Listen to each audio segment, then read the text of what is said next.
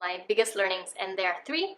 And the first one would be that everything has a price. I'm not just talking about monetary terms. That price would be very different depending on where you come from, your family background, the people you know, and the kind of mindset that you are in currently. I learned that I had to pay a price, and that price would be in terms of I wanted to get to positive cash flow, passive income, additional income stream.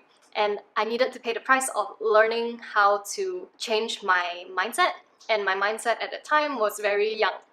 So I was in my first job, and what I like to do was I still love to spend money. I still love to spend money now, but I have changed my habits. So I realized that my expenses were really high, and I was spending a lot of money on shopping. So I love clothes, I love shoes, I love accessories. I was just spending a whole lot of money on buying clothes that I actually don't really pull out from my closet that often. So I realized I needed to adjust my habit and not to indulge myself too much in that shopping habit.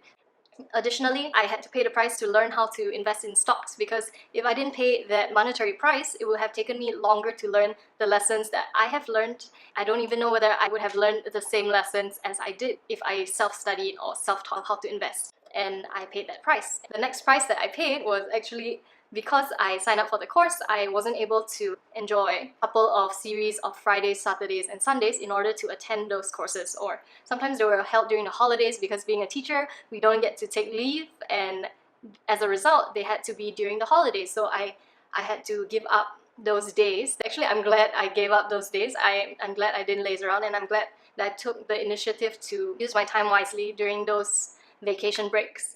Only you know what's best for yourself and what's best for your money. So you are the one who's supposed to make that decision, and I learned that the hard way, because my first stock that I bought, I started to listen to my dad, and he's really knowledgeable. And then I realized, okay, the stock price is continuing to go up.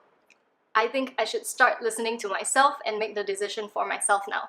That is lesson number one, pay the price. Lesson number two, there are going to be time lags. When you first decide that you want to learn about investing or an asset class, there is going to be a time lag where you realize that, hey, I want to have this outcome, I need to learn about it. It's going to take time. It's not going to be instantaneous. And I thought, okay, I'm going to get myself some assets. I thought within the next few months, I'll have myself an asset and I'll start enjoying that passive income. But it took me 3 years to start. And really what I learned about this time lag is the time lag really depends on us. I did not give myself a cutoff time where I put it in my schedule. In order to learn about property, I need to start looking and start visiting some potential properties, right? I didn't do that, and I didn't set a time limit where, okay, I want to learn about stocks or in this topic, and I'm going to learn it by this date. So when we don't set a time frame, we allow it to drag, and whatever time frame we give ourselves, we're gonna work within it. If you want to do something, place urgency, put a false deadline, and trick yourself into thinking, I need to achieve this by this date. If not, you will just allow time to drag as well. The last thing, in this journey of investing, I had to learn a lot more about myself and to understand myself. A lot of times when I bought a stock, I would realize I had some emotional patterns. So there would be more turmoil or more dialogue going on in my head, internal dialogue, when people who I really look up to started telling me their opinions about a particular company. I needed to regulate those emotions so that I wouldn't do something I would regret, like start selling off the stock because of my emotional patterns. And also I realized that my mindset was not really good when I first started to learn about financial freedom. I thought it would be easier, and I thought I wouldn't need to put in much effort, so I didn't change my habits back then.